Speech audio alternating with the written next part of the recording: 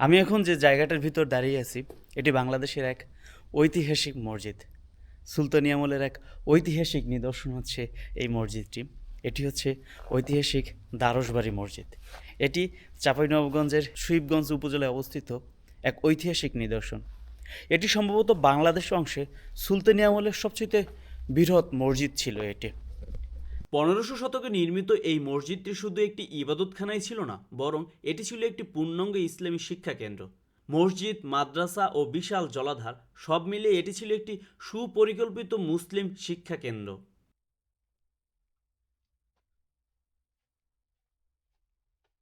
কলকাতার ইন্ডিয়ান মিউজিয়ামে সংরক্ষিত শিলালিপি থেকে জানা যায় 1479 সালে সুলতান শামসুদ্দিন আবু মুজাফফর ইউসুফ শাহ এই মসজিদটি নির্মাণ করেন। স্থাপত্যের দিক থেকে এটি ছিল অত্যন্ত সমৃদ্ধ। লালচে ইট ও টেরাকোটা ফলকের অলঙ্করণে সজ্জিত এই মসজিদে ছিল 4টি চৌচলা আচ্ছাদন ও মোট 24টি গম্বুজ। সেই গম্বুজগুলোর আজ কোনোটি টিকে নেই। প্রশস্ত নেপ, এর দুই পাশে সারিবদ্ধ গম্বুজ এবং কেন্দ্রে বড় চৌচলা ভল্ট পুরো কাঠামোকে দৃষ্টিনন্দন রূপ দিয়েছিল। ইট ও পাথরের দৃঢ় স্তম্ভ, সুচালো খিলান, যা মধ্যযুগীয় বাংলার প্রকৌশল দক্ষতার পরিচয় বহন করে। মসজিদের উত্তর পশ্চিম কোণে ছিল একটি রাজকীয় গ্যালারি, যেখানে সুলতান ও উচ্চপদস্থ ব্যক্তিরা নামাজ আদায় করতেন। এটি প্রমাণ করে যে দরসবাড়ি ছিল একটি গুরুত্বপূর্ণ জামে মসজিদ। বর্তমানে মসজিদটি ধ্বংসপ্রাপ্ত, গম্বুজ ও আচ্ছাদন নিশ্চিহ্ন, স্তম্ভগুলো ভেঙে পড়েছে। তবুও এর ধ্বংসাবশেষ আজও মধ্যযুগীয় বাংলার স্থাপত্য ঐতিহ্যের গৌরবময় সাক্ষ্য বহন করে। দরসবাড়ি মসজিদ শুধু একটি প্রত্নতাত্ত্বিক নিদর্শন নয়, এটি আমাদের ইতিহাস, শিক্ষা ও সংস্কৃতির এক উজ্জ্বল অধ্যায়। দরসবাড়ি মসজিদ একসময় গৌর লখনতির সুলতানি আমলের মসজিদ সমূহের মধ্যে অন্যতম সুন্দর উদাহরণ হিসেবে বিবেচিত ছিল।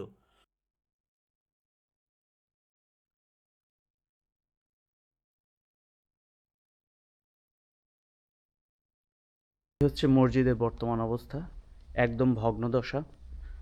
আর এটা ওভাবে সংস্কারও করা হচ্ছে না, জাস্ট প্রত্নতত্ত্ব অধিদপ্তরের একটা নেম প্লেট লাগানো আছে, এতটুকুই, মানে দায় সারা কাজ আর কি।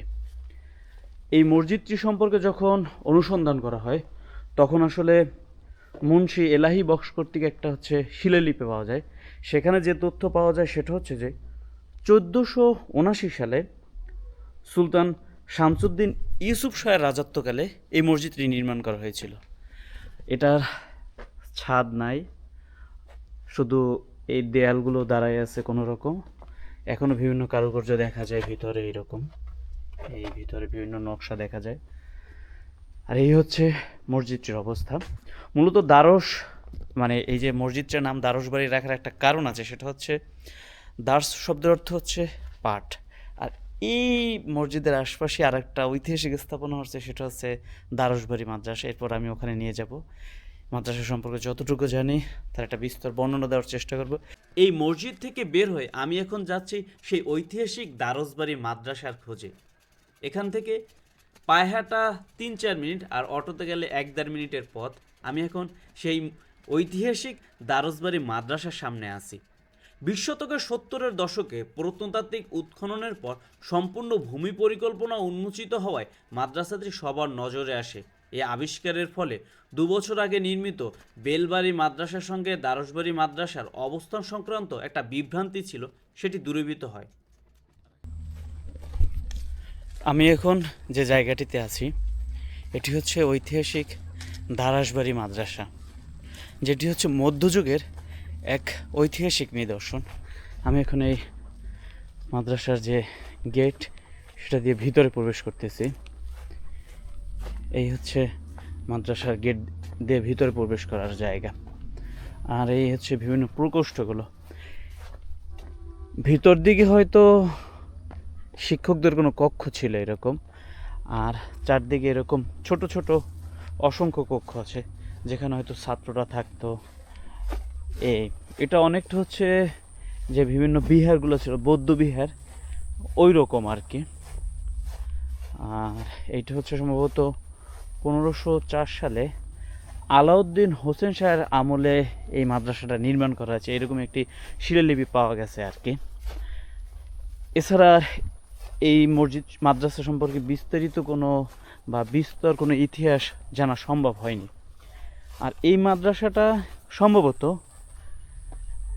বঙ্গের দ্বিতীয় মাদ্রাসা। প্রথম মাদ্রাসাটা হচ্ছে সোনারগাঁয়ে, এরকমই ধারণা করা হয় আর কি। এটা হচ্ছে পুরাতন যে ইটটা সেটা, আর এটা হচ্ছে পরবর্তীতে সংস্কার করে যেটা লাগানো হয়েছিল আর কি। এটা যে ভিতরটা হচ্ছে পুরোনো চুন সুরকির কাজ আর কি। এই হচ্ছে মাদ্রাসার পুরো অবকাঠামো যতটুকু টিকে আছে আর কি। বিভিন্ন পাথর খণ্ডগুলো দেখা যায়, এই চারদিকে ঘেরা। আর ভিতরে এই একটা চারকোনা আকৃতির ঘর ছিল, এটা আসলে কী ছিল এটা আমি জানতে পারিনি আর কি।